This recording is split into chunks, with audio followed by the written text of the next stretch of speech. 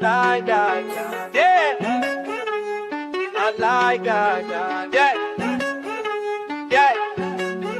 American Bully, that's the dream. From XL bullies to extreme. Pocket standing, not left behind. Bully breathing is a grind and we don't mind. Pick it up shit, face don't posting. Put in the time, we get left behind. Stand on your 2 feet, no joint in crowd. Stay grounded with 10 toes down. Some get big candy when they win at a show. Some act like Joe, plus some hype for dough.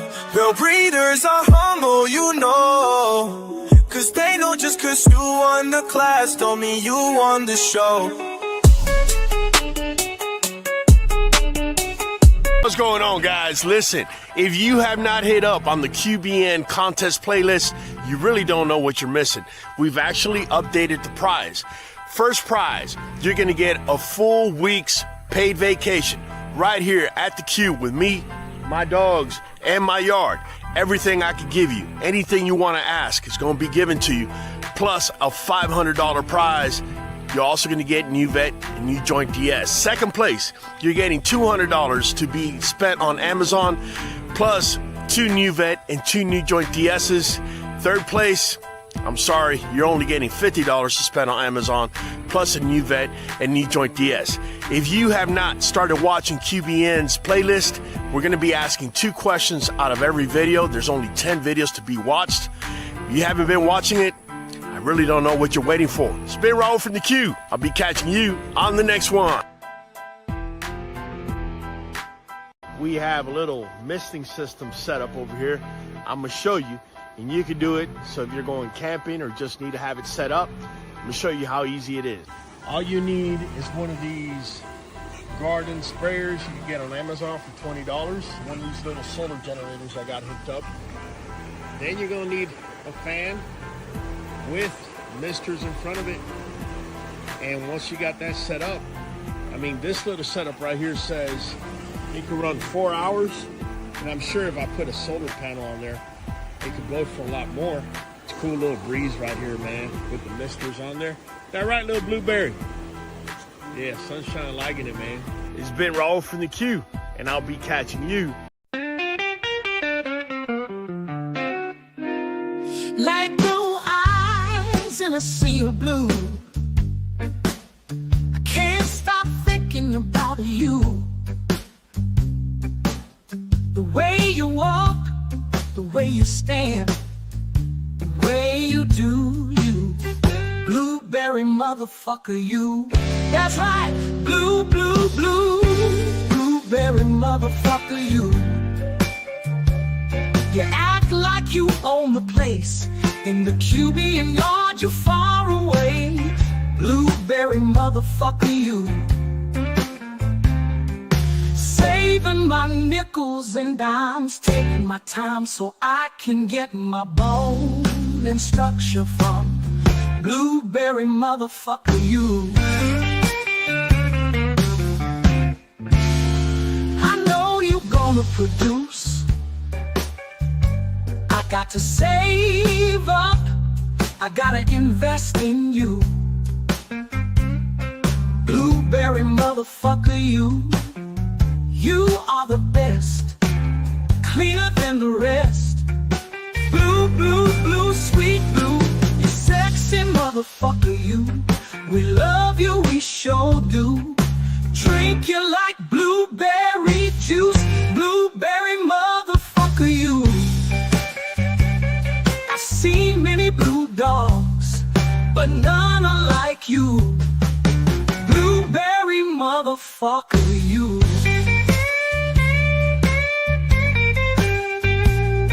You blueberry motherfucker, you. You got me waiting and waiting, gave me the blueberry motherfucker blues. There is no better way to start Monday Bully Live than to have the Blueberry Blues, man.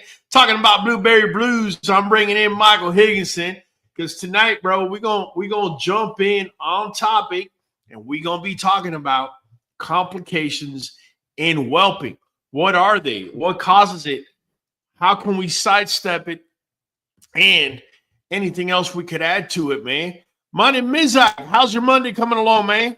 Man, money's rolling, baby. It's rolling. I'm excited about Hey, this topic.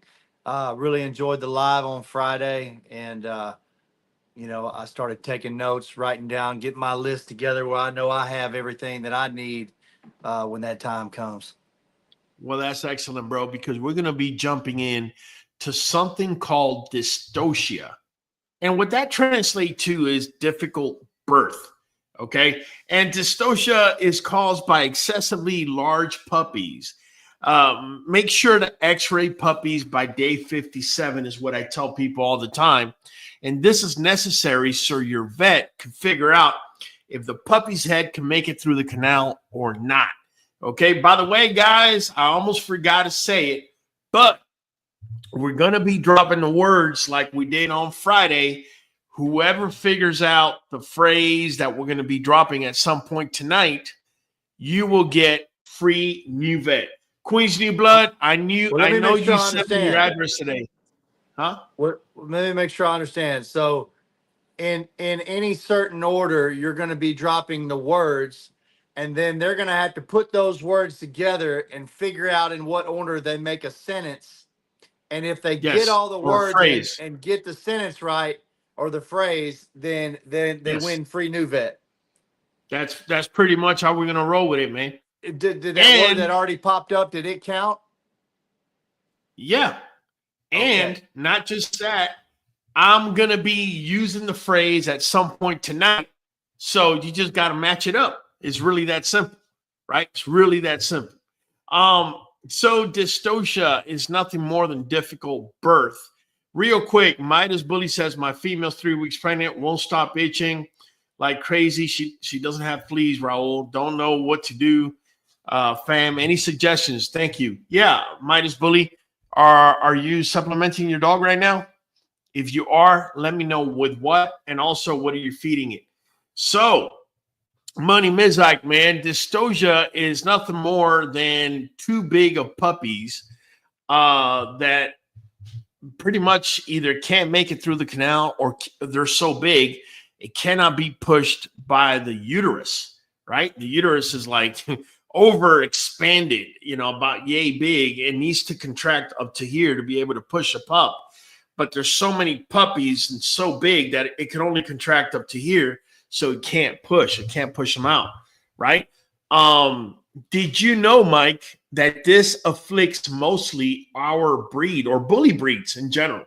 Because if you notice, bully breeds have them big old round heads, broad shoulders, broad chest, and therefore it makes it truly, truly complicated when the puppy's too big to make it through the uterine. In fact, I don't know if you guys are aware of this. Yeah, I don't know if you guys are aware of this, but before I started breeding bullies, I used to breed Old English bulldogs, and I had friends that had English bulldogs. English bulldogs must have a C-section. They can't. It's nearly impossible for them to pass puppies naturally. They may be pregnant with 4 to 6 pups.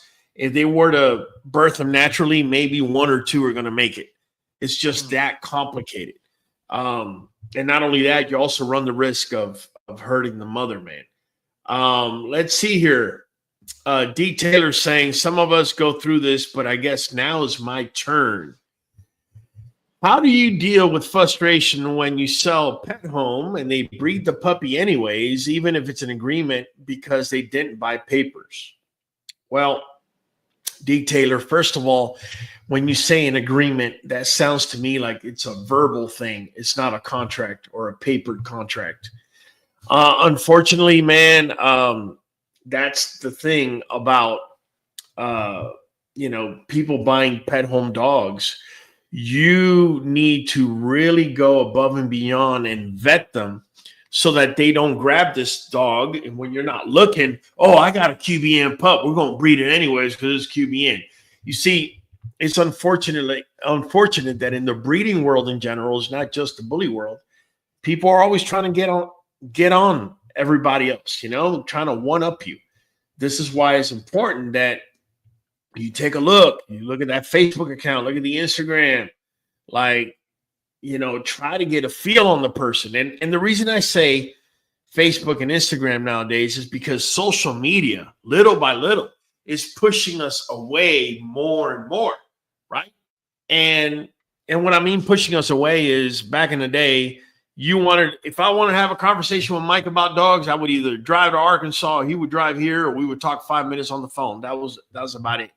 Nowadays, everything is through social media. So yeah, man, it's unfortunate, my brother, but yeah. Queen's chiming in saying, take the dog back with the puppies, spay the dog, and pet home the pups with no refund. That's if you have a contract, right? That's if you have a contract. Queen's New Blood says he's in a betting mood today. So this is what we did the other night. I said if somebody wanted to bet, basically, if a member guesses the phrase at the end of the live, or it comes down. If a member guesses the phrase, Queens gets free Nuvet. If a non-member guesses the phrase, Queens has to pretty much pay for 5 free memberships. So, hey, I tell you what, Queens, I'm going to give it about 5 minutes, see if anybody else wants to step up, and we'll take it from there. But listen, let's jump into topic here because it's really important that we hit up on dystocia. Oh, Midas Bully saying yes, feeding her kibble, giving her joint health supplements. Okay, may I ask which joint health supplements are you giving her? Like Midas, I need specific names. Like you want me to solve an issue, but you're kind of vague in your response. Be straight to the point. Let me know. Okay. Same with the St. Bernard, says Queens. Also Frenchies and Pocket. I guess they can't have pups straight through.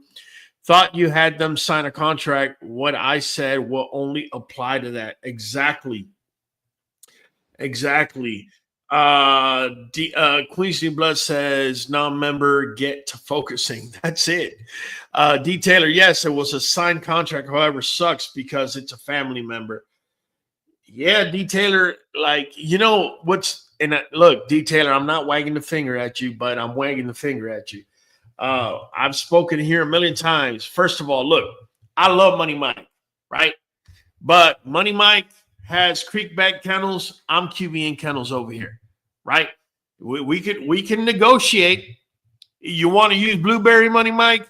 Hey, I'll give you a free stud, but I want first pick off the litter. Oh, you want to keep first pick? Okay, well, you're gonna have to pay for a stud fee because I love Money Mike and he's family to me. But if we don't keep it on an even keel, this thing ain't gonna work. Hey, not only that, prime example. I have 2 QBN dogs in my program. I have contracts that you between paid you and for. me on both of them. Yes, that you paid in full, and that's just good business. That's no matter how close you are with the people you do business with, a contract's a contract, and it's just professional to do everything by the book like that. And I'm sorry to say, Detailer, but family member or not, they'd have to honor the agreement between us. I'd hold them to it. I totally agree, man. I totally agree. That's and another thing, there's 2 things I don't do in life. I don't do business with family, and I don't lend money to family or friends. If Money Mike ever came to me and said, Raul, I need $1,000, Mike, here's a gift for $1,000. That does 2 things. First of all, it conserves our friendship. He will never have to pay me back. Second of all, it guarantees me he will never ask me for another dollar again. I'm just keeping it a buck. All right. I'm just keeping it a buck. That's how you conserve relationships. Everybody's after money. There's not enough going around. This is why everybody is backstabbing, backdealing, and doing whatever they can for the money. In this case, they're using a pet home dog sold by a family member with a contract to do whatever they want to do anyways. I really feel for you, man, and I would not want to be in your shoes. Even with a contract, you would have a lawyer up. Yep. Mine is saying Casa Quinn joint health supplement. I went and got this because she was itching bad. but it started before I was giving her the supplement. I'm also putting salmon oil on her food and sardines. Okay, so what I would recommend you do, Midas Bully, is stop everything. Feed nothing more than chicken quarters and water, okay? And pray that she doesn't have a chicken allergy, okay? If she doesn't have a chicken allergy, she will recover within 10 days, like amazingly. You do need to continue giving her a multivitamin. My recommendation is Nuvet and NuJoint DS. Nuvet and NuJoint DS is the only multivitamin that is made at human food grade level. The green bottle is a multivitamin. The blue bottle is joint support. I use it for my pregnant females, for my whelping females, for females that are going to be used in a breeding program, and for everybody else running around, including my rescues in my yard. So my recommendation is Nuvet NuJoint DS, chicken quarters, and water. By the way, if you order Nuvet NuJoint DS with our ordering code 513237, you get 13% off with auto ship. Guys, let's jump on topic. Been around now? It's been around for about 25 years, Mike. I know that. I know it's been around 25, 30 years. You know, that's a long time to never have a recall. Never have one recall in 25 years. That's something, ain't it? That's pretty good, man. And that's the thing about Nuvet that I tell everyone.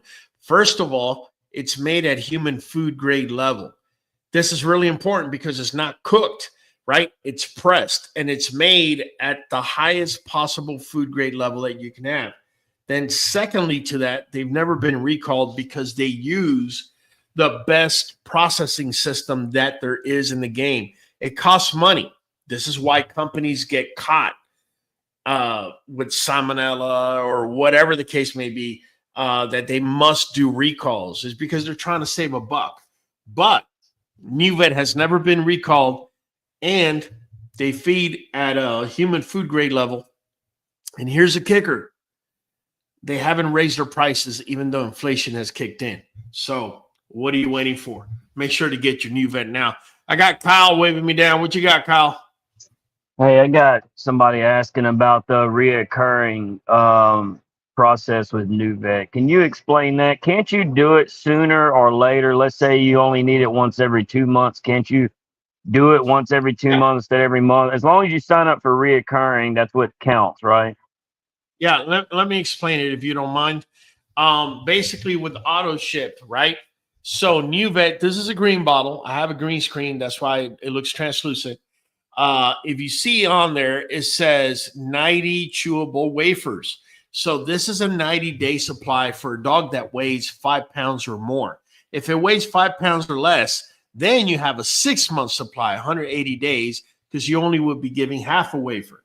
Now, with the NuJoint DS, right, this is weight-based. Now, some people ask me, so why is it that Nuvet is not weight-based, but NuJoint is? It's because of the ingredients that are there. If you give too much of glucosamine to a dog, you could actually injure their liver.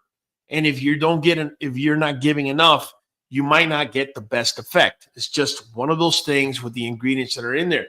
If you notice, it is weight-based, right? So if you're looking at it, if your dog weighs 10 to 24 pounds, you get a wafer. If it's 25 to 49, it's 2. If it's 50 to 100 pounds, it's 3. And if it's over 100, it's 4. And if it's less than under 10 pounds, you get half to 1 wafer a day. So that's what it comes down to. The reason that everybody does the auto ship differently is because their dogs weigh different amounts. So just keep that in mind when you're placing that order.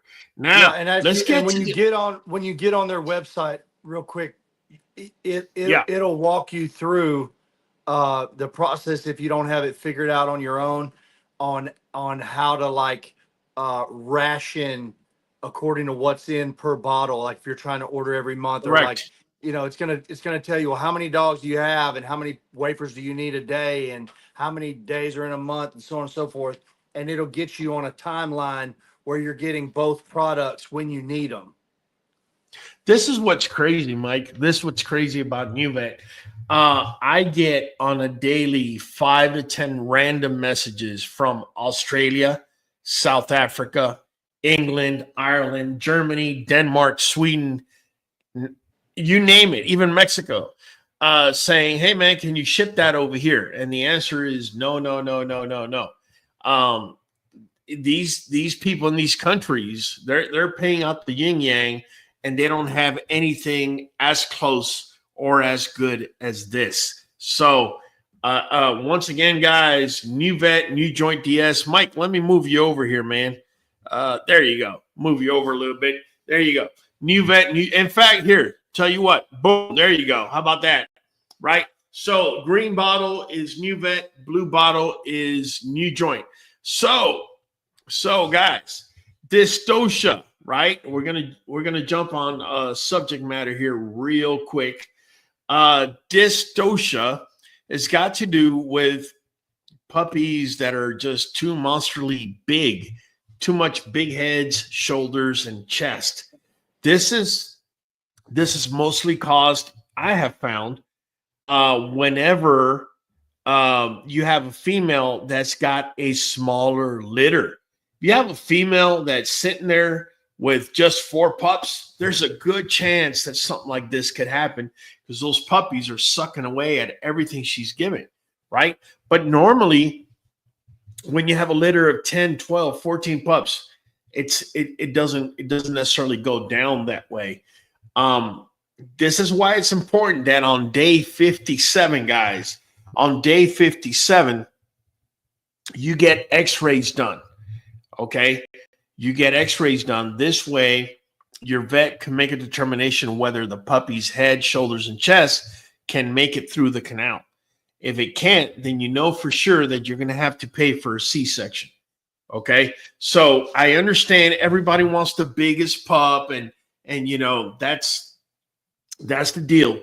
But in reality, you don't want the pups to be too big because this is what would happen, dystocia, right?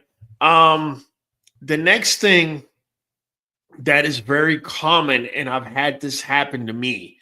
By the way, I had dystocia happen to me. Kyle, I had dystocia happen to me with the girl you got from me, Cafe. She had dystocia.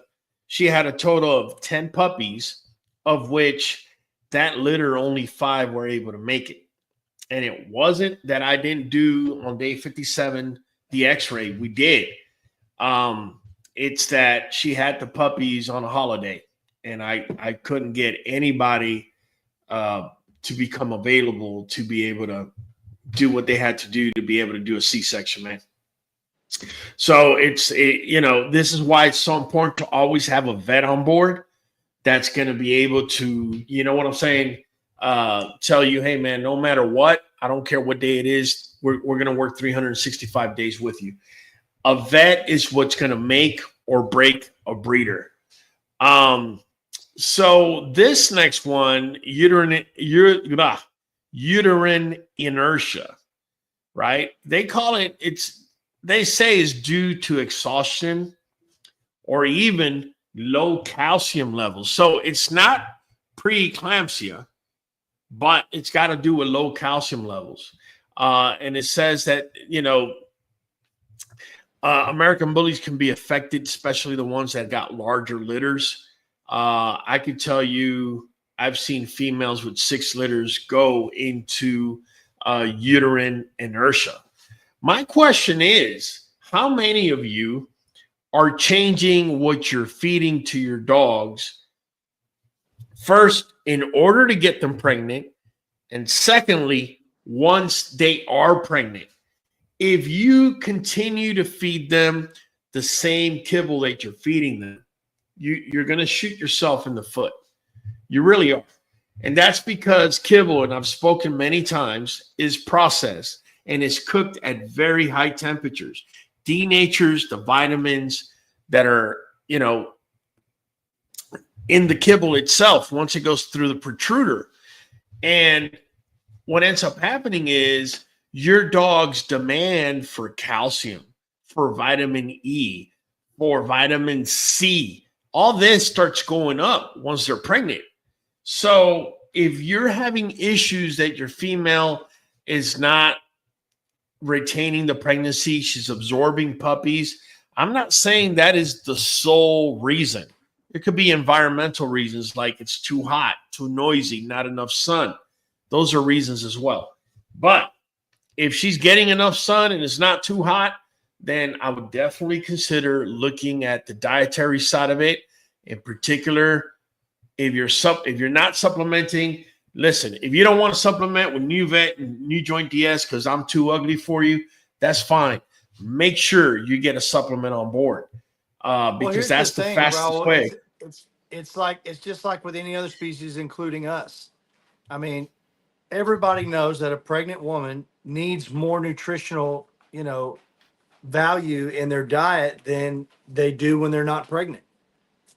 And dogs are no different. Right. If they're pregnant, they've got more than one or even one extra mouth to feed inside of their body. And as those puppies develop, it requires more nutrition from the mother. And if she's not getting more than what's just in the kibble, then she's malnourished for sure. She's malnourished. She's going to pull from Peter to pay Paul. That's what the body does. Priority, and if the guys. Body's not getting enough of what it needs, she's going to consume because she can't sustain. She can't sustain. Her body can't give the puppies what they need, and so her natural instinct internally would be to shut it down. Yes. Look, Kyle Williams is asking a question that a lot of times this question he's asking has a lot to do with the fact that it's a nutritional issue a lot of times. Let me explain why. So he's saying, do you use anything to help your female with a heat cycle? Okay. So, Kyle, what happens is this, brother. Before my female goes in heat, her diet, I have to alter her diet to maximize her or prepare her for reproduction and for maximum ovary or not ovary, but ovum release, right? Eggs inside of the ovary. How do you do that? Well, one of the things you can give if your dog is lacking is going to be omega-3 in particular, or fish oil, okay? So let me explain. If you're feeding, say, a kibble that doesn't have omega-3 or has very low omega-3, you're going to have to up omega-3s, whether it's through sardines, whether you're buying omega-3 supplements. I don't care how you do it. You're going to have to do it. There's just no way around it. That's number one, but that's only one of many other things. The other thing that you need in order to be able to regulate the female's hormones is going to be something called zinc, Z-I-N-C, right? We've all heard of it. So what zinc does is it kind of resets hormone levels, kind of balances them out, okay? But whenever we're talking about balancing out hormone levels, we have to take into consideration why do we have to balance hormone levels? I mean, typically hormones should be balancing each other if, let me scoot over here, if everything is even keeled. So let me give you an example. It's nutritionally inadequate, right? That's why it needs to be balanced, right? Well, yes, but there could be things that will demand zinc more or cause more of a hormonal issue. Remember, absolutely. I said that her releasing ovums has to do with hormones. So we're gonna start with the pineal gland, right? And we're gonna work all the way down hormonally. So where's the pineal gland located? In the head, in the brain. So make no mistake about it. I don't know if you guys are aware of this, but when you're happy and you smile, that's a hormone that's being released in your brain. When you're sad and depressed, that's a hormone that's being released in your brain. When, all of a sudden, you're at a club and somebody whips out a gun and is about to fire at you, guess what? is being released on the brain. So my point is, hormones, not only are they released instantly, but they're emitted instantly, and the reaction is instant as well, right? So what I'm saying is this: if I have a female out in my yard and she's stressed out, she is stressed because, I don't know, she doesn't like to. I have females like that. I have females that don't want to go into the air conditioning. They don't want to go through the doggy door into the air conditioning because they just haven't developed that habit, and it's too hot outside.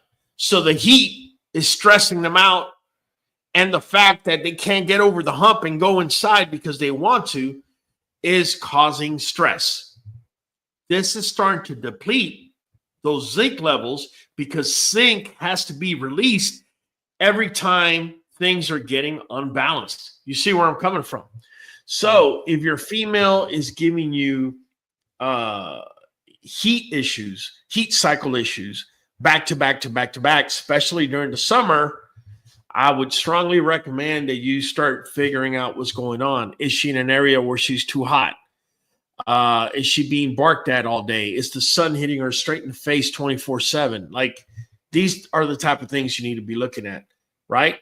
Bully's asking. Folks, I was going to say, yeah, jump in. I hope y'all caught it, that what Raul's also saying is when you make these dietary changes before a heat cycle, especially the heat cycle you're going to be breeding in, you need to make those dietary changes before the projected date of that heat cycle begins. Yes. So yes, if you're keeping up with your dog's heat cycles and you know she's going into heat this month, but maybe it's the second week of the month or the third or whatever, at the beginning of the month, ahead of it, you need to go ahead and start making those dietary adjustments so that as she starts to get to that cycle, she's already got what she needs to maximize these hormone benefits.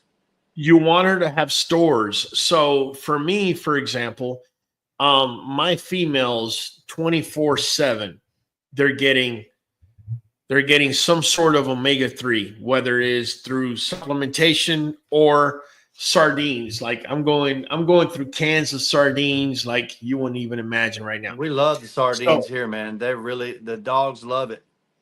Oh yeah, man. It not only does it get, look, one rule of thumb I have developed over the years, and I don't know if you have a different critique on it, but okay, so in essence, the follicle or the ovum, right, starts out as a follicle. Well, what really is a follicle? It's a hair.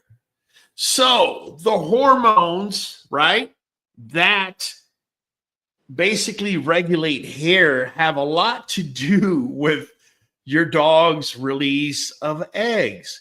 So if you have a dog that has a crappy fur, it's got hair falling off all over the place, and it's fragile hair that cracks or anything like that, I mean, what do you think her eggs are going to be like? They're going to be damaged. They're going to be few. They're going to be fragile, right? So it kind of goes hand in hand.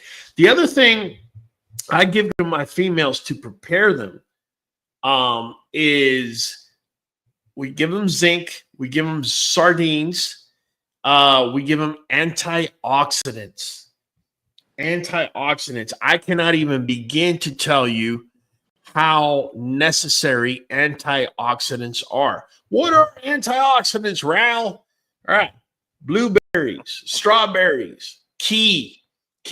So why is it so key? So let's say, I'm trying to grab something here. All right. So let's say this is a follicle. This is an ovum, better yet. This is a little egg that the female releases. This egg, it's going to take 48 hours for this egg to be mature enough to be fertilized. Now, after that point, it could either be ready to be fertilized for, say, another 24 hours or say another 72 hours. Mike, What do you think is going to increase your odds of getting your female pregnant? If this egg is viable for another 24 hours after she drops, after it's mature, or 72 hours after it's mature? Most You answer definitely, me. you want that egg to last in a fertile state as long as possible, and antioxidants are what's going to do that. Correct. So basically, when she releases this egg, the first 48 hours, it's immature. But then you have 3 days, so a total of 5 days, basically, that you have from when she is released to be able to get sperm to it so that it can fertilize. It's If hard you to don't hit have it. It's hard to hit it in 72 hours. You damn sure don't want to have to try to hit it in 24.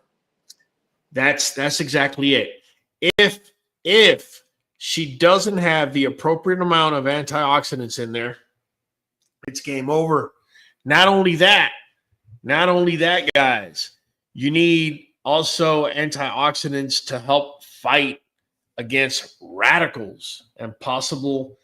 It actually helps, believe it or not, with it helps the uterus, both the omega-3 and the antioxidants, to not be in a situation where it can get pyometria, which is huge. Pyo means pus, metria means uterus, infection in the uterus. Essentially, that's what it's saying when you say pyometria. So you need to boost the female's immune system. So how do we do that? I'm going to tell you in a second. We're going to boost the female's immune system. The way we do it is we use garlic. Oh my God. He said the G word again. Yeah, I sure did. We use garlic. We use it because it's an antibacterial, antiviral, antiparasitic, antifungal, right?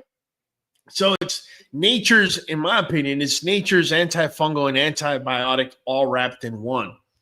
Also, the other thing that we give to our dogs by no coincidence, Mike, is beta carotene through carrots. If you look at most of my barf diet videos, what are my two go-to vegetables? Carrots, green beans, and carrots. And green beans. Carrots and green beans. So carrots, guys, carrots is the cheapest vegetable that can give you so many benefits. For example, so good for the dogs. For example, say your dog has worms, right, in the intestine. Well, you know how they get rid of worms back in the day, Mike? You grab carrots and you shave it. You shave it down. With a cheese grater or something. With a cheese grater, you shave it down, right? And then you buy yourself some papaya, right? And you get yourself half a spoonful of papaya, and you crush them seeds, papaya seeds. You crush them seeds. Now, papaya seeds have trace amounts of cyanide, right? And the carrot, once you shave it, creates bulk in the intestine. The other thing they add to that is pumpkin seeds, and they crush it. Pumpkin seeds have something in them that parasite worms in the intestines. So when you feed the papaya cyanide seeds along with the pumpkin seed, you're not only paralyzing, but you're killing worms. And then you got this bulk forming stuff, which is the carrots, that's pushing everything out. But the beauty of carrots is it also has beta carotene. It also has antioxidants, right? But it also has vitamin A that is necessary for reproduction. And it's almost impossible for you to overfeed a dog vitamin A.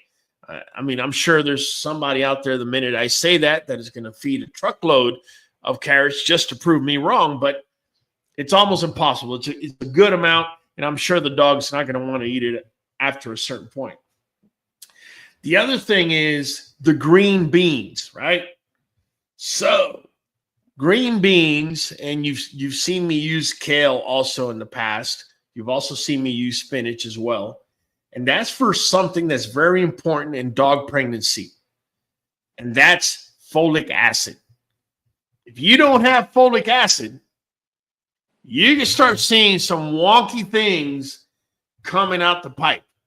You're going to be like, oh man, I got another puppy with cleft palate. Cleft palate. Yeah, it could be cleft palate, one of so many things, right? Cleft palate, an extra leg, not enough legs, a missing tail. This reminds me of a situation somebody reached out to me about this week. A guy I know in the community reached out, had a litter of puppies, and oh wow, okay. And he was sad to tell me that several of the puppies in the litter were born with no privates, no rectum, and and he was inquiring as to what I thought took place there. Yeah. It's a sad Mike, thing, but it happens. Unfortunately, we could sit here and say genetic. Well, you can say genetic to anything and it sticks, right? But look, I hate to say it, I'm a medical nurse. I've been in the hospital. I've seen babies born with no rectum. And it's been a situation where mom's liver it was either binding to or not binding enough to the folic acid, and it was ending up causing this. So being that mammalian health terms are very similar, it wouldn't surprise me if it's a lack of folic acid. Somebody's asking you here. That's something to be said. If two of the scariest things that can be happen with newborn puppies born with no privates like that, and no way to use the restroom, and also born with cleft palates, both tied to folic acid. That's something, man. That's something. I think people need to know how important that folic acid is. When it you know how easy it is, man, and it's so simple to fix that. All you need is about a quarter cup of spinach a day, and you're gonna blast her with folic acid, and that's it. And you fix the problem. Unless your dog has an underlying condition, that's a whole different story, right? Zulema Santiago is asking how many blueberries are necessary daily. So let me give you an example, Zulema. Yesterday I went and I bought some strawberries and blueberries purposefully for my females. That Ali and Girl are getting ready. So, I've been giving them this. I just had to rebuy it. And so what I figured out from months ago is that you grab an entire bag of blueberries, an entire bag of strawberries, and you put them in a blender. You might have to add a little water. Put them in a blender until it's liquidy enough to where you could put it on ice trays. And every meal, they're getting an ice cube, both Ali and Girl, each meal, right? So now they're eating ice twice. Trays for any kind of little little kind of treats like this. It's a great way to get it to them. They love it. Makes your life so much easier. Make your life so much easier. Yes, and you know exactly how much there is per. So if you were lacking at any one thing, all you got to do is up it, and you got measurements there. Also, I have, on top of that, I've done sardines with kale in a blender, right? And same thing. I just go ahead and pour them, and then kale you got is these an little ice alternative to the trays. spinach, correct? I'm sorry? Kale is an alternative to the spinach for the folic acid, correct? Yes, kale, broccoli. But you could throw spinach in there. There's nothing wrong with that, man. You could throw broccoli in there. It'll all work. What you want is fresh vegetables, and what I prefer is to not overcook, because the more you cook, the higher the temperature, the lower the amount of vitamins these vegetables have. Because what happens when you cook vegetable? Water seeps out, right?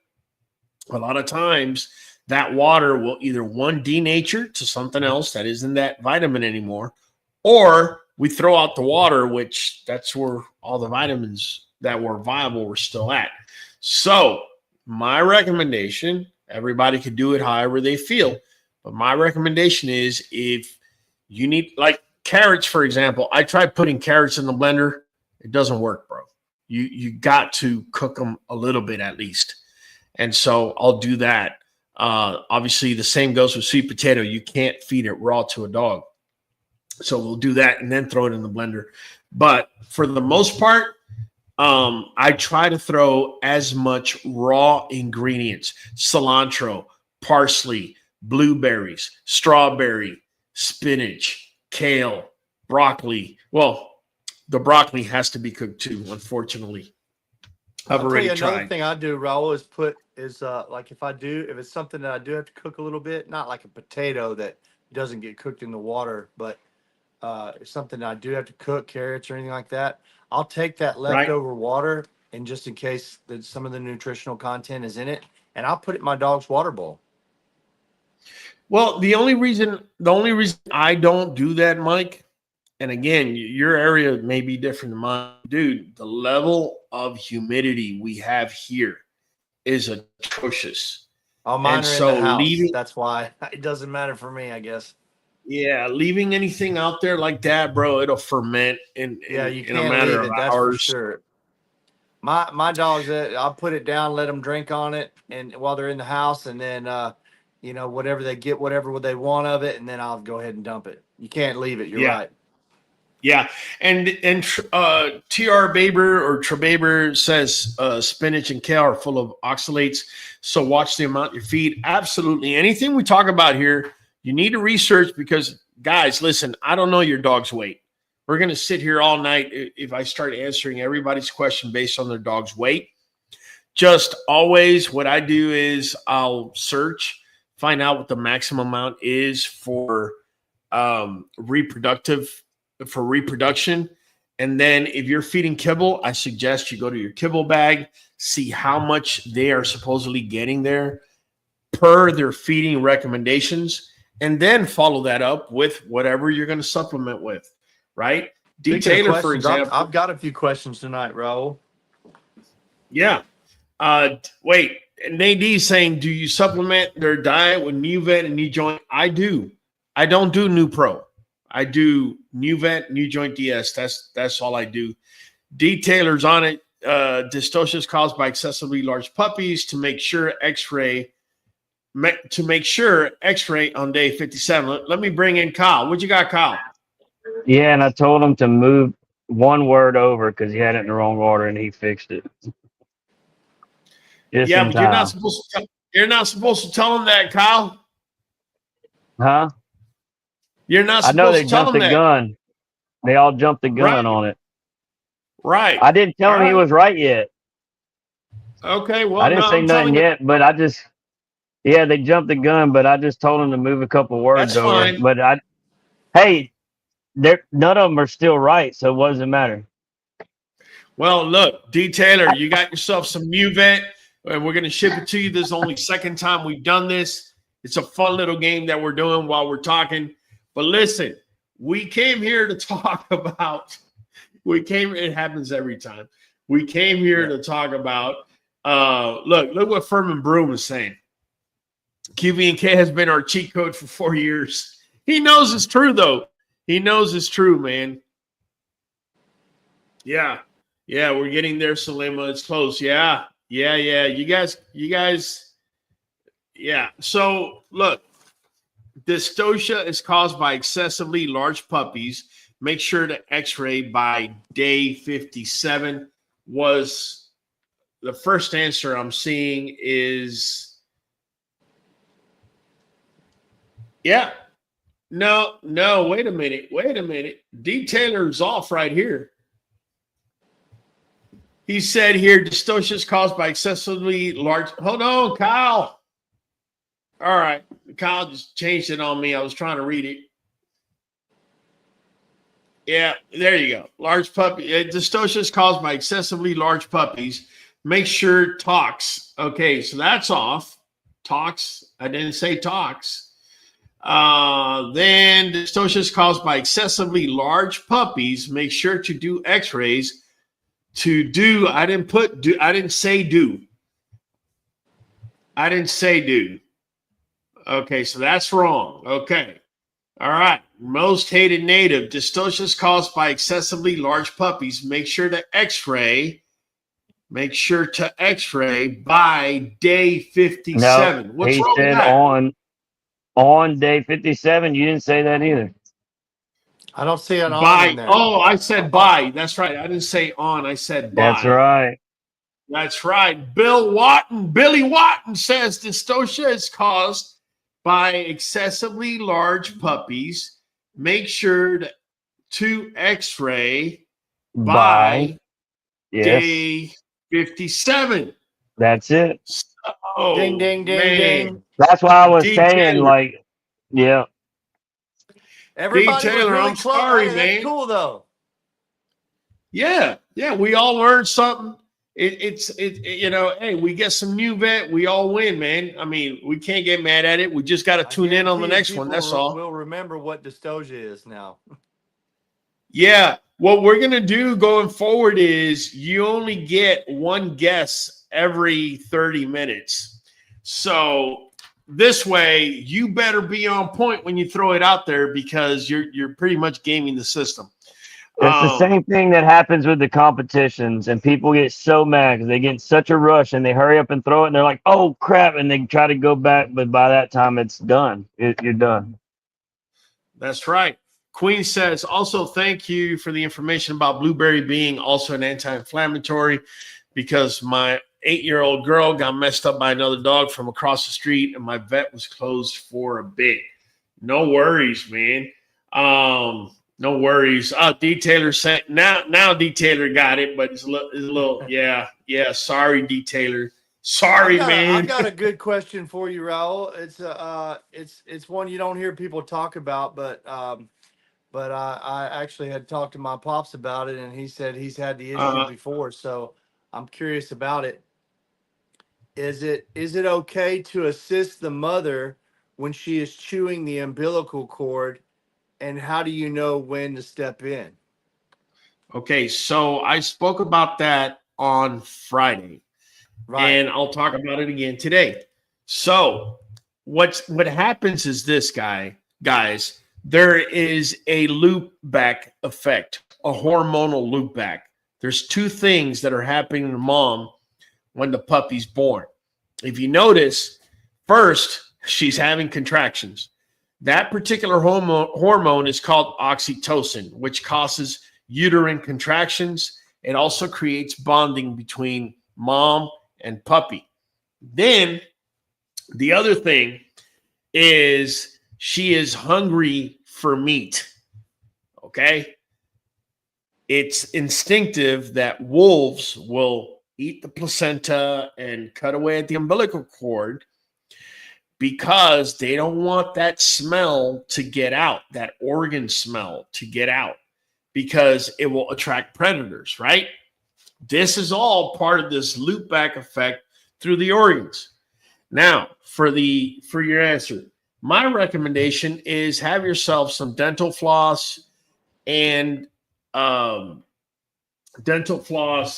what I use is, let me see if I still have that cotton ball here somewhere. Because sometimes if they can't bite through it, they'll pull the guts out through it, and they'll mess things up. They could pull the guts, or they could cause a hernia for the puppy. So in order to prevent that, what I do is I have isopropyl alcohol, and I'll pour it on a cotton ball. And so after I tied the umbilical cord and I cut, you're going to tie first, and you're going to cut above the tie, right? Not below the tie, because if you cut below the tie, puppy may bleed out. You want to cut above the tie, and then you want to grab that cotton ball that's saturated with alcohol, and you want to touch it. Trust me, the puppy can't feel it at that point, and mama dog is not going to like the taste of alcohol, and therefore she should be leaving it alone. Right. Well, so it's really, my question was, how do you know? Because she can do it all by herself, but when's that point where you're like, all right, let me take this from her and take over? Look, man, here's the thing. You really can't tell, because I've had females that in in one little bite, their teeth are sharp enough where it was able to cut through. But there's always that one puppy, they got to be gnawing on it for a little bit.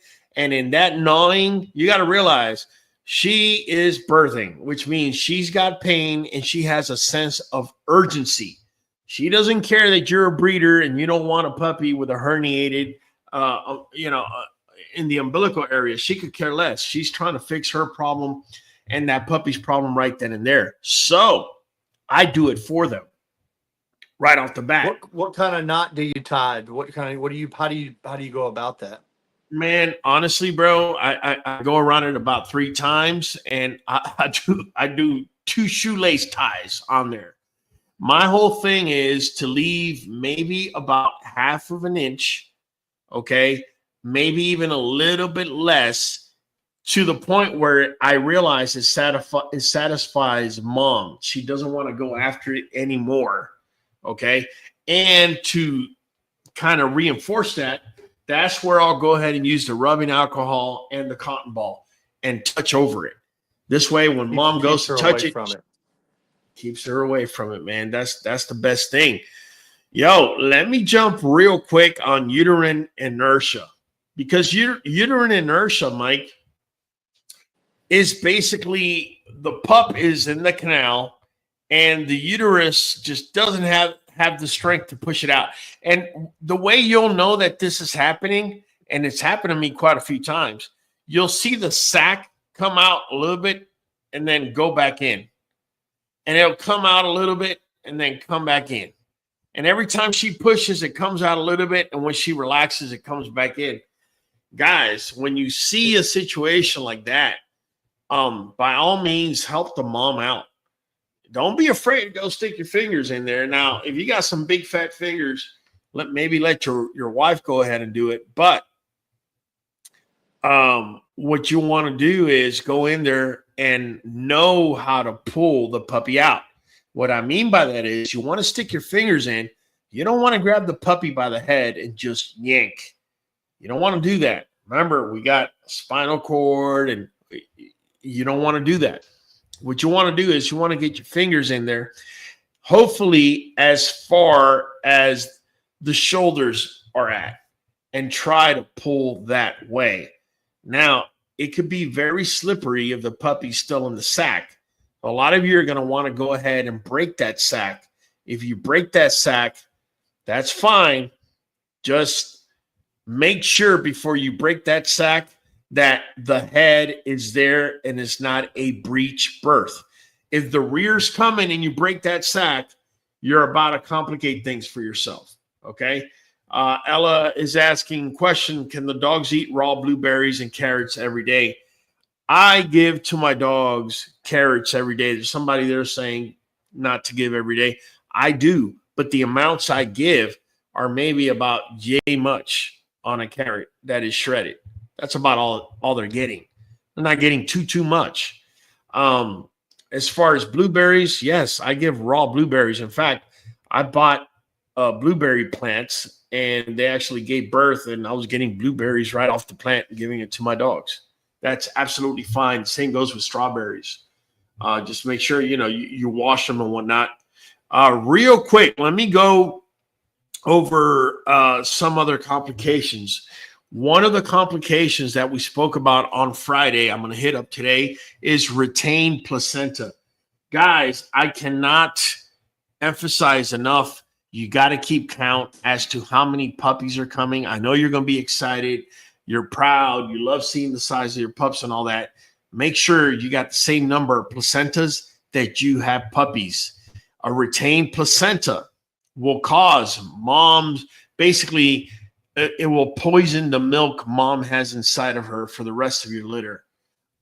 If you're negligent, this can actually happen. It can end up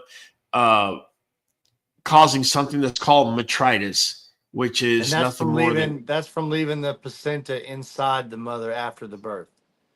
And if when it comes out, you need to allow her to eat it so that it can trigger the milk process as well, right?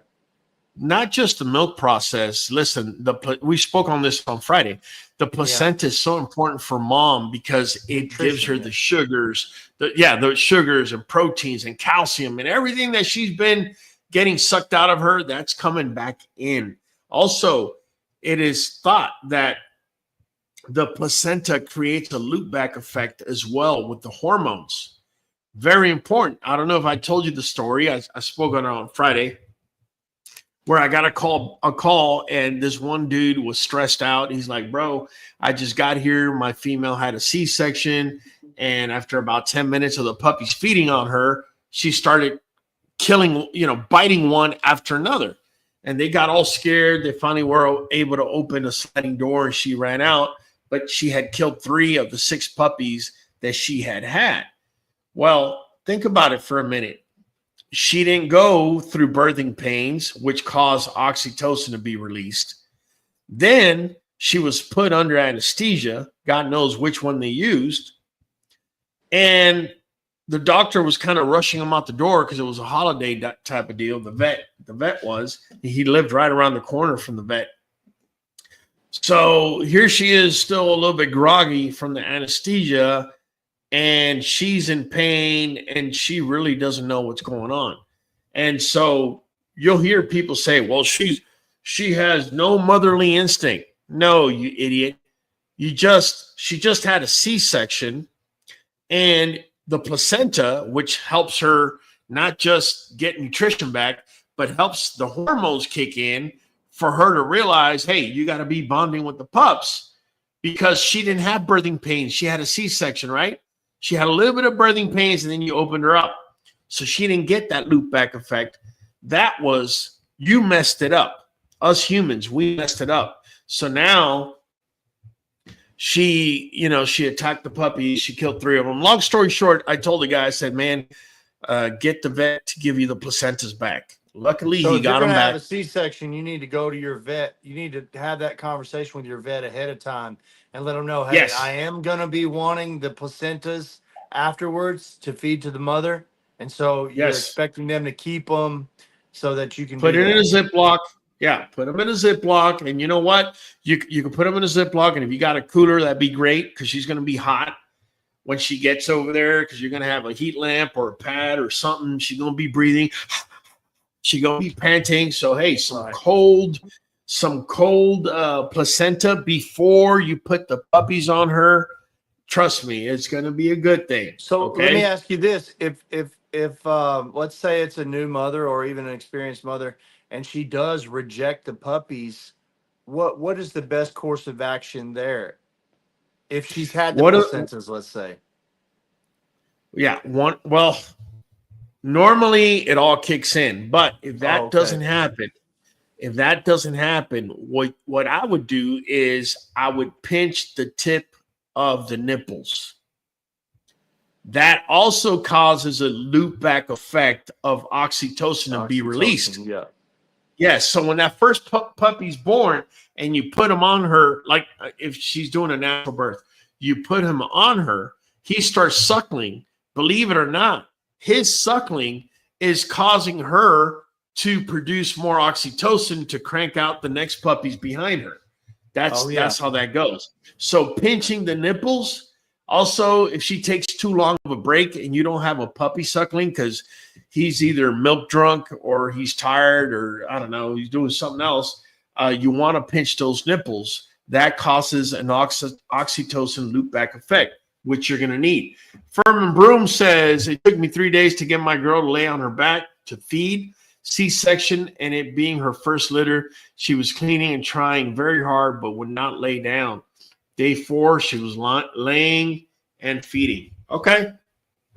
I've never had an issue with a female laying down. No, I take it back. You know what? You're right, Furman. You're right.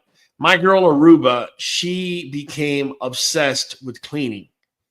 And so this is another reason why I use kiddie pools, because if you have a dog that's obsessed with cleaning, and if you know after a regular birth how dirty things are going to get, if you can just switch out the pools, it kind of puts the dog a little bit more at ease faster. In Sarata, I've heard people say to run the placenta on the pups too if the vet cleaned them. Look, I wouldn't put it past that. I just never thought of it, but I never would have put it past that. That smell may be the one that's triggering something. Sally Adams says, clean them at least, yeah. Yeah. I had to help a first-time mama dog who was overwhelmed by giving birth. She gave up cleaning up the baby's faces so they could breathe. I used a soft, lukewarm cloth to help her out. There you go. There you go. So if you need to help mom clean the pups, a soft, lukewarm cloth is the way to go with it. Make sure there's no detergents or anything on there. Furman says he lost 2 pups this litter. This was my first experience out of the 3 litters I've had. I'm asking for a placenta next litter. Thanks for the info. Yeah, man. Absolutely. Yeah, you want to ask for the placenta. Look, I'm going to say this, and I know it's going to be like, I'm going to look like Captain Obvious, right? But I'm going to say it anyways. Even though we take the dog in for a C-section because she may need it or we don't want to lose a pup, when she comes out of that process, you want to make it as close to natural as you can. Not feeding the placentas to her is not natural, right? And so feed the placentas to her, let her lick the puppies. That's the other thing. At first, when they come out of a C-section, they may still be a little loopy or whatnot. Put the puppies in her face and see if she licks them and she starts, that creates a loop back effect as well. And after about 2 to 4 hours after she got home, she should be cleaning, and you should start noticing behaviors in her that are conducive to her whelping her own litter. At first, she may not care that you're getting the pups. I've never had a female snap at me or anything like that, nor am I saying that. But you should start noticing that she wants to take a little bit more ownership of the puppies. And if one goes astray, I call them GPS. There's always that one puppy that they all know how to find the nipple. This one over here is, I don't know, he's out in the forest somewhere. When he gets away, she'll start whining and making noise and or even worse, get up to go get that one puppy after you've had her situated with the entire litter. She gets up and you got puppies flying around everywhere. So what I do is I stay close by, and when GPS starts barely starting to get away, I grab them and put them back in the pile. This way she stays put. They all eat. One other thing I want to give you guys a tidbit of information on. Having a camera over you. So what I do is I have a kiddie pool, then I have a fencing that goes all the way around, and then I have a wooden stick that goes from one end to the other, and I tie it down with tie wraps, right? And it's way longer than the fencing, so it will never fall into the kiddie pool. Well, what I have on that stick are 2 things. Firstly, I have my heat lamp, and I'm able to move it around. You don't want the heat lamp right on top of mom. You don't want to dehydrate the milk producer, right?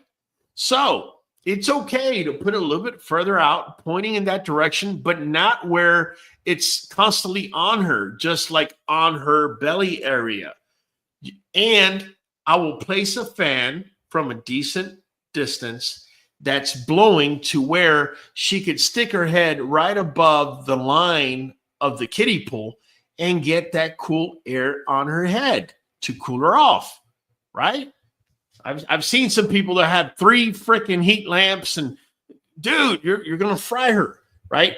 But the other thing you want to do is, if you could get a GoPro or whatever little camera you got, even an old phone will work. You put it up there, somehow secure it, and you want to record the feedings. Even if you're helping, you want to record the feedings because, listen, we've all been there. It's 2 a.m. Your female has been giving birth since 6 in the afternoon. You're tired. You're not seeing straight. Anyways, you record that for about 15, 20 minutes, and then go back and rewind and say, if you have 6 puppies, you try counting how much time each puppy was drinking milk. 8 puppies drinking milk. Because a lot of times we focus on that smaller pup and we place them in the back breasts and leave them alone with mom. But sometimes you're not noticing that one of the middle of the pack pups isn't feeding enough because they go straight into competition. If you thought there was a sperm race at the beginning of this, you've seen nothing when it's time to feed. They will claw and do whatever to make sure they get that nipple and they push the other one out. And sometimes you don't realize it, but if that one middle of the pack pup goes 3 days without feeding, and he or she has been expending all this energy fighting for it, but she hasn't figured it out, then you may end up in a situation where things can start going downhill for you. I'm going to tell you this right now. And I've heard people talk about the fading puppy syndrome. If you don't know what a fading puppy syndrome is, it's when the puppy starts fading on you. It's not feeding enough as the rest of the pups. It's not moving around enough or fighting enough for its own survival. It's starting to get dehydrated. You're noticing everything's starting to shrink a little bit on them. And then to make it even worse, they start making this screeching little whining sound. And you're like, what the hell just happened? Well, if you don't know what's going on, this could be the very beginning of a puppy dying. You better hurry up and fix and try and fix things. Now, before I continue, I will say some puppies could acquire an infection after they're born. You got to remember they're born with an immature immune system. Some puppies are born with internals that got issues and they're going to die regardless. But I'm going to tell you right now, you're not going to go to a vet because your puppy just did that, because your vet is going to have as hard of a time figuring it out as you are. And he's going to charge you a good $4,000, $5,000, $6,000 while he's at it. So my recommendation is buy yourself a little incubator. I don't know who had asked me, what's the best temperature to keep the incubator at? Me personally, I don't know about vets, how they do it or anything like that. I can tell you about me personally, 88 degrees. Why 88 and not 90, Raul? Because 90 can dehydrate the pup. And right now, when you have a puppy making that screech, it typically means things are not going well. And the number three thing that you got to be looking at is going to be hydration. The first thing that you got to be looking at is going to be body temperature. Okay. Maybe little GPS got a little too far away for too long, and now he got a little too cold for his own good, right? That could have happened. If that happened, that's why you got to keep a thermometer on hand. You're going to put it, where, and hopefully his little body temperature is where it needs to be. Okay. If it isn't where it's at, where it's supposed to be, and it's below. Okay. So let's take a look, because right now off the top of my head, I just don't remember for the life of me what the temperature of a newborn pup. So adequate. I'm glad you brought this up, because that's what I was waiting to ask you, was about the incubator. I know I've had several people reach out and wanting to know how to utilize an incubator and what to make sure they're doing and when to implement one. So this is well, I want to bring it up now. You guys have to forgive me, man. I got a lot of info in my head. I'm 51 at this point, so 85 and 90 degrees. So keeping the pup at 88 degrees, like I'm mentioning, is pretty much keeping them in the middle of this right here.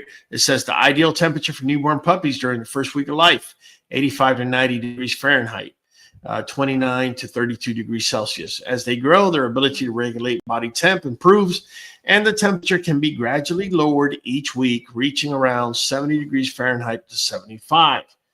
By the fourth week, it's crucial to monitor the puppy's behavior and adjust the temperature accordingly, as they cannot regulate their own body temperature effectively during the first few weeks. So incubator, first thing that I would do is say I took a body temperature, and the puppy's body temperature says 84.1 degree. Too cold for his own good, right? Am I going to put the incubator at 88 degrees and just throw him in there? No.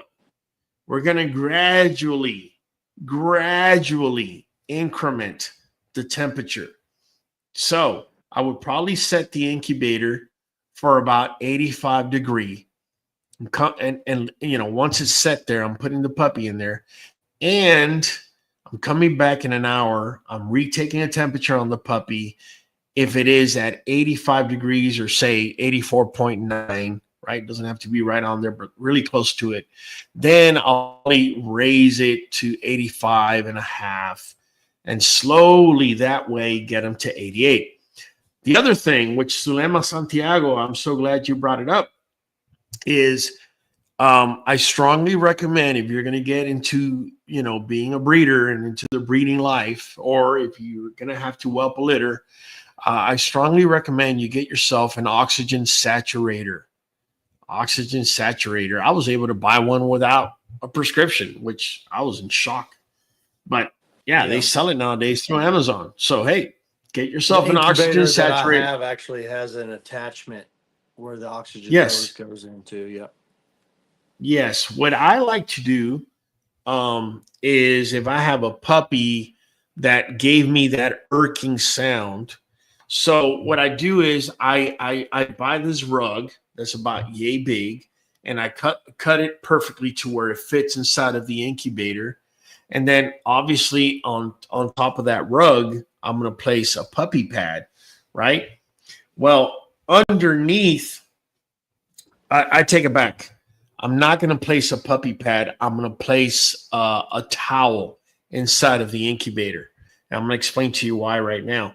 I'm going to grab the tubing of the oxygen, and I'm going to place it underneath the rug so that it oxygenates that rug area and the cloth area, right? So it's porous. It allows the oxygen to come in.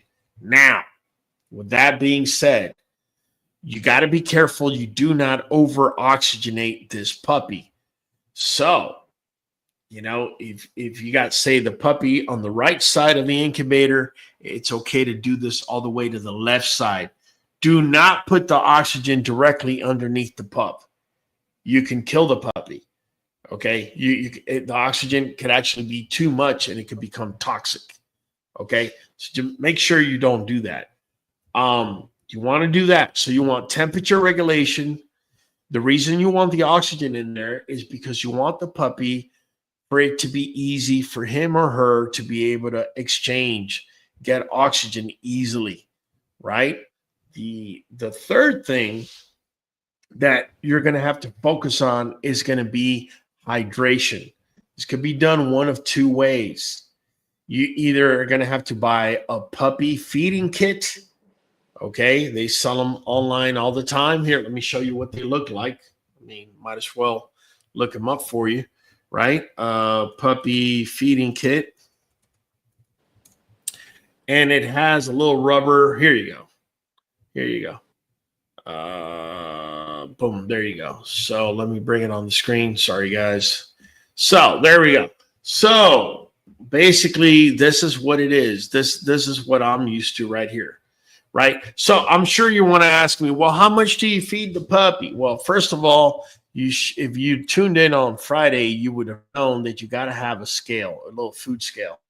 And you need the food scale to know how much the puppy weighs. This way, you know, first of all, if the puppy's thriving or not. And second of all, how much you're going to feed it. Right. Is this kit any better than this kit? No. Why did I? Hold on a second. Hold on a second. Let's go back over there. Here you go. Is this kit better than the other kit I was showing you? No, they're all the same. At the end of the day, what's important is that you're able to measure, right? And that you have a way of getting to the stomach. Okay? Okay? Now, everybody should have a little first aid kit or a little puppy feeding kit. Because you don't know if you're ever going to have a puppy that's going to come with issues. My volume is out says My volume is out, Hollywood? No, I can hear No? you. Okay. Okay. No, because he's saying my volume is out. So you want that, and the reason that you're going to need that, guys, is because that puppy is going to have to not only be fed, it needs to be hydrated. It's really important. If you're able to pull the skin from the back of its neck and it stays tented up, that means that puppy is dehydrated. You may need to go to your vet and have them sell you either a saline bag or lactators ringers, depending what they want to sell you. And you're going to have to push some water underneath the back of the neck, sub-Q or subcutaneously, so the puppy could have enough water. The water is needed for the body's functions, right? Not just the blood going through. So you need to inject everything. it under the skin. You would need to do it under the skin, sub-Q, subcutaneously. The vet you might have to take the puppy the first time to the vet for them to show you how to do it. Or I don't know, they feel comfortable just showing you a video on how to do it. When you put the tube into the puppy's stomach, yes. for people that don't know, how do you know for sure how you're at where you're supposed to be? Yeah. Yeah. First, you're going to need a little stethoscope. And you put the stethoscope and you're going to put it in the little stomach area. And what's going to happen is that little tube, right? You're going to hook up a syringe to that tube. So you could get maybe 2 mLs, which if you look at the thinner one, hold on, let me go in here. So if you look at the thinner syringe here, this little 1 ml syringe right here next to the white bottle, you might want to get maybe 0.3, 0.4 mLs of air. Okay. And what you're going to do is you're going to connect it over here and you're going to push the tube down the puppy's mouth all the way down to the stomach area. Now, I should have been better prepared and had that here today, but basically what you're measuring is from the puppy's nose, okay, down to where the stomach is with the tube. And that's what you're going to push down. Once you've pushed that down to there, what you're going to do is you're going to put on the stethoscope and you're going to put it right at the puppy's little stomach, and you're going to push that 0.4 ml or half of ml of air, and you should hear the like the little bubbles of air coming in. If you hear that, that means it is, it's where it's supposed to be. That's what that means. The other way of knowing is also pulling back that syringe, and you're going to see gastric fluid coming up. Push that gastric fluid back down, and that's also another way of knowing that you're in the right place. But preferably the little air bubbles is going to tell you you're right on point. All right. Sweet. That's also so cool. You know, I think people don't realize, you know, getting a dog pregnant and wait until she's ready to have puppies is one thing, but to be prepared to cover all these different things that could happen and to know what to do, it's a lot, man. And I really appreciate the education that you give and the things that you teach all of us so that we know what to do in these different scenarios. Because I tell you what, your nerves are all over the place in that moment, and you got to have some kind of reflex to fall back on to say, like, all right, this is what's going on, this is what I need to do, or you'll have the mother so uncomfortable because you'll be nervous, and it's rough, ain't it? Yeah. One thing I wanted to add, and Furman kind of hit on this, what I said about oxygen at first is when it's an immediate emergency. Talking about the first hour to 2 hours.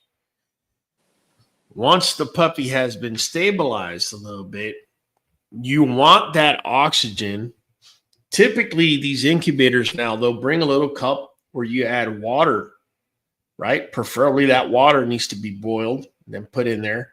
And you're going to see that it's going to bubble. And the reason that you need that to happen is because if you don't have that water bubbling, it's going to dry the air passage of the puppy. You got to realize when the puppy's born, it's not breathing through its nose, it's breathing through its mouth mostly, unless it's suckling. So it's drying out. Remember I said we got to hydrate the puppy? Well, having the puppy breathe through the mouth like that, it's not going to help. It's just going to dry them out. So that's the reason for that moisture or that water to be there. So it works as a humidifier to keep that airway wet, or not wet, but moist to the point where it doesn't dehydrate the pup. Absolutely. Let me see here. We got Miss Ella saying, listen to this knowledge. I feel like a midwife for puppies. We need it now. There you go. Well, you know, it comes down to experience, guys. This is why, and look, I'm not the guy that's got the most experience. I could tell you I've easily whelped by hand. I've whelped anywhere between 25 and 30 litters. It's important that you know these things and you're able to pass it on from a point of experience, rather than anybody could go into AI and ask AI a question and AI is going to spit out an answer. But you know what the difference is? AI has never had a dog, nor will it ever. And AI doesn't know when the fit hits the shan. Like, AI is waiting for you to tell it what it is and how it is. And it's one of the main reasons why you'll see a lot of these supposed online creators that are more creators than they are breeders, acting like they're breeders, but they will never go live and try to answer your questions live because they just don't have 25, 30 litters under their belt. They haven't had situations. And even I, at 25, 30, I haven't seen everything, not even close. I got Kyle waving me down. What you got, Kyle? I was gonna say, man, not everybody. I told somebody recently this, but you're not gonna know it all, and you're gonna have to build your own experience. That's why it's good to have the membership, or good to have you or anybody, for in your corner, let's say for consults or whatever, or be involved with the channel. Sure. And you can let you know ahead of time, hey man, this is what I'm going through. I'm gonna be having my pup soon. Is there any way we could, I could talk to you a little bit? But you're not gonna know everything your first time. Even no matter how much you learn on here, you have to put hands on. You're gonna have to have that experience to really, learn it. The other thing that I understand, and I come from, I'm a breeder at this point. I've kind of seen tendencies and whatnot. You have to understand that, and look, man, I'm not taking shots at vets. I've had to work with vets directly at some point, but vets need to pay bills, and they will take advantage of your ignorance if you allow them to. And that's why it's important that you have somebody in your corner that can, at least give you a little bit of info where you ain't got to run to the vet every time. Because if you run every time, not only is he going to charge you, he's going to realize how ignorant you are. He's going to take advantage of you.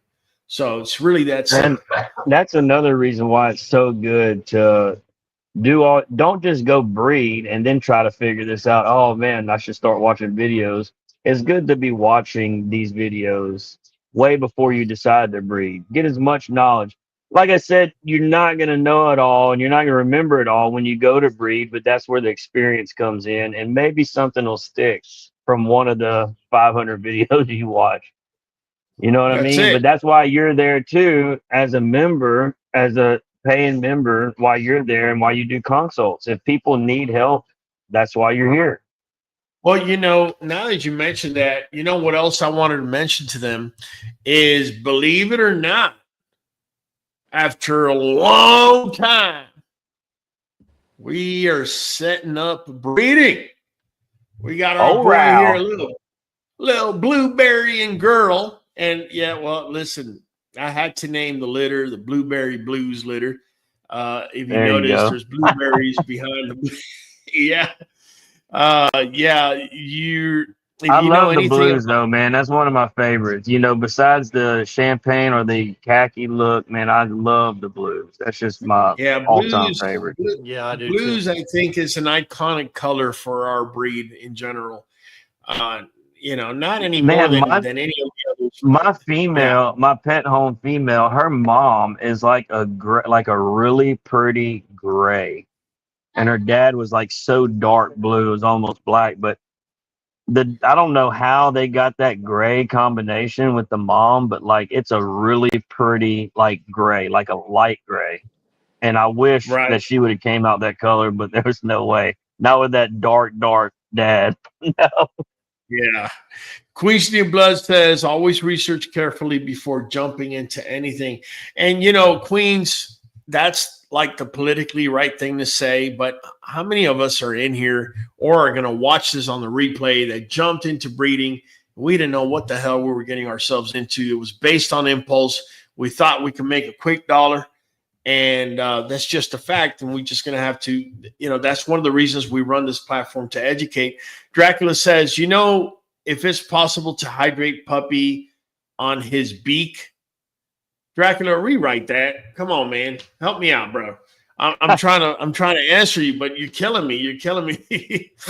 You're talking about if you can rehydrate the puppy through the mouth.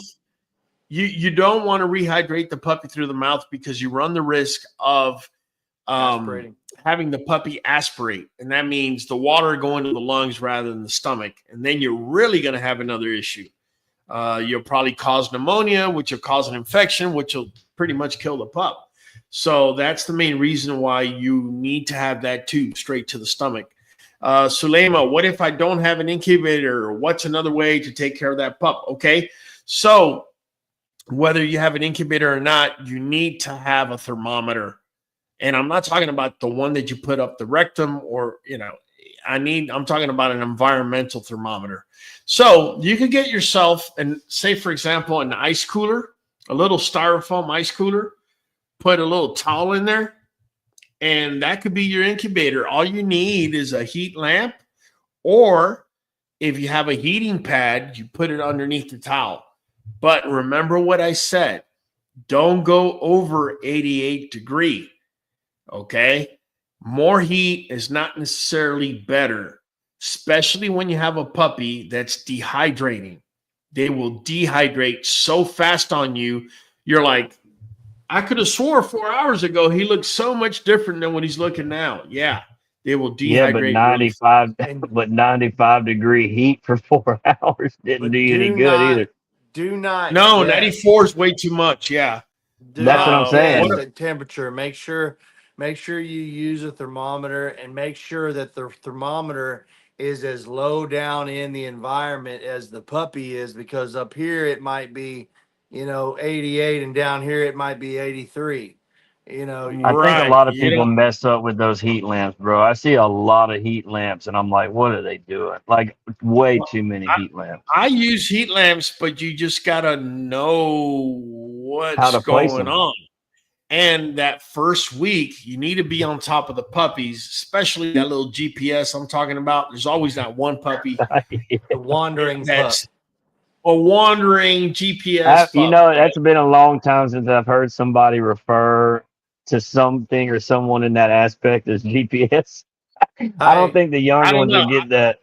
Do you think it'd be a good idea to simulate the environment and see, kind of like if you have a fan here and a heat lamp here, like, you're gonna have to test going to be at the height of the puppies? Should you stage all that ahead of time? And look, if you have a thermometer, you're really not gonna know till you're really not gonna know. Mike, I'm gonna tell you right now, if you have a thermometer and you're gonna be on top of that litter, you're gonna figure it out real quick. Yeah. It's gonna be real quick. You're gonna figure it out, because there's also other things you're not taking into account. You got mom panting, and letting out this hot air right then and there. Yeah, you got little GPS. You got little GPS running around. You're running after little GPS, bringing them back. It's just so many things are going on. Staging it, you can, but I mean, but you'll be changing it within a few minutes anyway. Like, you can stage all you want, but you're going to be moving stuff around, and making it work the way it Yeah, you're needs gonna to. have to, So- right? So I've waited long enough, says Queen's New Blood, and then Zulema Santiago drops it. Blueberry Blues, babies. And oh, wait a minute. Sally Adams said it first. The Blueberry Blues, and then They've been holding Blueberry off. Blues. They've been So trying. yeah, they're trying to get me to play the song. I know, man. I see it coming. Real quick, Billy Wanton says Blueberry took out Hector. Yeah, for this litter he did, because it turns out, right? It turns out that But you're still using Hector. yeah, just not this litter. It turns out that this girl, if you know anything, if you're looking at her mom and dad over here, girl's dad is Brim. Oh, And on the yeah. other side over there, Blueberry's dad is PBK Hellboy. Well, That's perfect. Guess what? Yeah, Brim is Blueberry's grandpa. And so he's father to Hellboy, who's father to Blueberry, which makes girl Blueberry's half auntie. And so this is a line breeding, but it's not a super tight one. And I didn't want it to be super tight. She is at a 16% koi, and Blueberry, little Blueberry's at 24. So I feel I couldn't have lined it up any better, It's to be perfect, quite honest man. with you. I really like gonna it. be a good I one. like how they match up. 50% of the litter should be blue tries like girl, because look, Blueberry's a tri carrier. And I feel they complement each other tremendously. So, hey, Phenotypically, there you have they it. look great next to each other. Yeah, I think they do. The fact I'm ready to see that, what Blueberry brings. I really am, man. hey, so what happens if Blueberry hits it out the park here on the first litter, man? Somebody was asking me already, are you Yeah. going to raise the stud fee? No. We're not going to do that. We're going to start out the stud fee at just $1,500. We're going to get at least 3 litters on the ground before we go up. But with that being said, depending on the quality that he's producing, the go up will be determined based on that. Okay.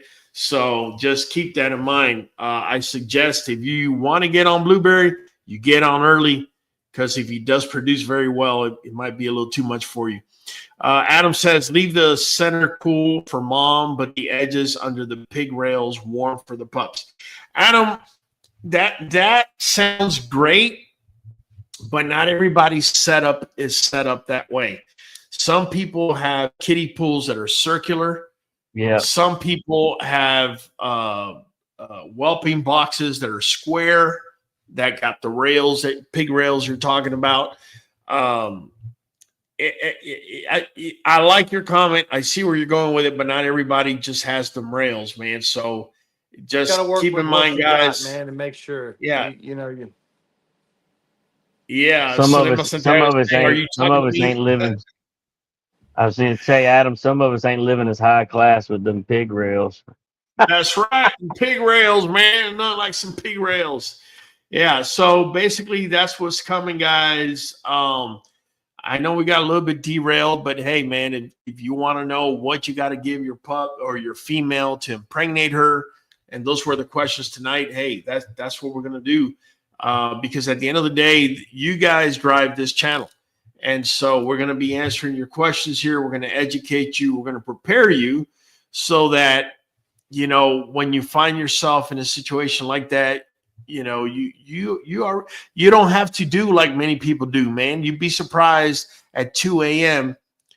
I've gotten calls where it's like, hey, man, I need your help. And I'm like, hey, bro, I need you to go watch the videos. Which video? What's the name? Seriously? Like, you waited till Want to wait to the last really hit the fan to want to call me at 2 a.m. So just be prepared, man. So they need to know the process. I learned in what case they I don't learned about already bully. know. I learned How- about bullies 2 months ago. Yeah. Right. Well, Well, they don't look, know man, the it's not. process already, how to get to a video. They need to know to go Yeah, to the search bar, type Yeah, in the it's name. not to. Yeah, it's not to laugh at, man. Unfortunately, bro, we live in a world at this point where the attention span is about 3 seconds, and if you're not farting through a tube or jumping off a cliff or doing something crazy, I literally just don't want to sit there and watch you. But when you have a platform and you have somebody giving you information, trying to help you out, trying to prepare you, you don't want that. What you want is to be able to call me on the phone, skip the entire line, stop my right world, there, and answer you for free. That's what you want. And I'm sorry, you're gonna have to call that internet creator that acts like a breeder to answer you if you want it for free. That's just the way it's gonna be. And I hate to say it, but I have paying members here on this channel, people that are showing up every time we go live, and I owe my loyalty to them. It just is what it is, guys. Well, just like any job, bro. People don't realize this, but would you ask them to go to work for free? Like you go to their job and start demanding stuff. See how fast they do it. Exactly. But listen, we're gonna wrap it up, man. We're not gonna overextend this tonight. Kyle, I'm gonna let you start it out. Your boy Hollywood Holland, your boy in the back at the queue. We're catching you on the next one. Boom. Michael Higginson. Michael Higginson with QBN Kennel out of Arkansas, man. Your co-host with the most. I hope y'all learned something tonight, man. We'll see y'all on the next one. Guys, you already know we go live every Monday, every Friday at 8 p.m. As some of you have requested, we're going to end this thing with the blueberry.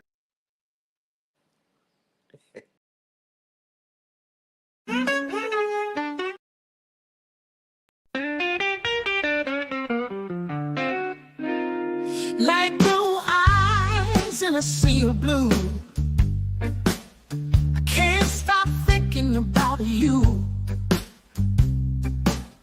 The way you walk, the way you stand, the way you do you. Blueberry motherfucker, you. That's right, blueberry motherfucker, you. You act like you own the place in the QB.